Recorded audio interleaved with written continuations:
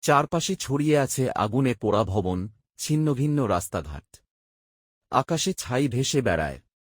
এই শহরটা একসময় জীবনের স্পন্দনে ভরা। আগুনে পোড়া ধ্বংসস্তূপের ভেতর দিয়ে ধীরে ধীরে হাঁটছে এক যুবক, স্যানজে। তার চোখে ক্লান্তি, কিন্তু ভেতরে আগুনের মতো কিছু জ্বলছে। জেনজের পাশে ভেসে আছে ছোট রোবট মেয়েটি, নায়া। তার চোখে হঠাৎ তার ভেতরে যেন কিছু জেগে ওঠে।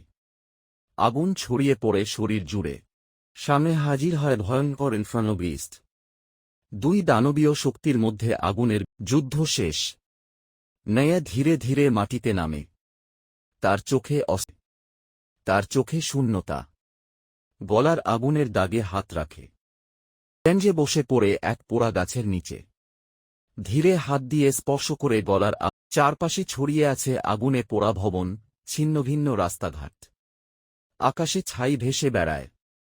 এই শহরটা একসময় জীবনের স্পন্দনে ভরা। আগুনে পোড়া ধ্বংসস্তূপের ভেতর দিয়ে ধীরে ধীরে হাঁটছে এক যুবক, স্যানজে। তার চোখে ক্লান্তি, কিন্তু ভেতরে আগুনের মতো কিছু জ্বলছে। জেনজের পাশে ভেসে আছে ছোট রোবট মেয়েটি, নায়া। তার চোখে হঠাৎ তার ভেতরে যেন কিছু জেগে ওঠে। আগুন ছড়িয়ে পড়ে শরীর জুড়ে। সামনে হাজির হয় ভয়ঙ্কর ইনফার্নো বিস্ট। দুই দানবীয় শক্তির মধ্যে আগুনের যুদ্ধ শেষ। নায়া ধীরে ধীরে মাটিতে নামে।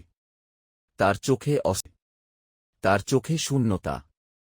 গলার আগুনের দাগে হাত রাখে।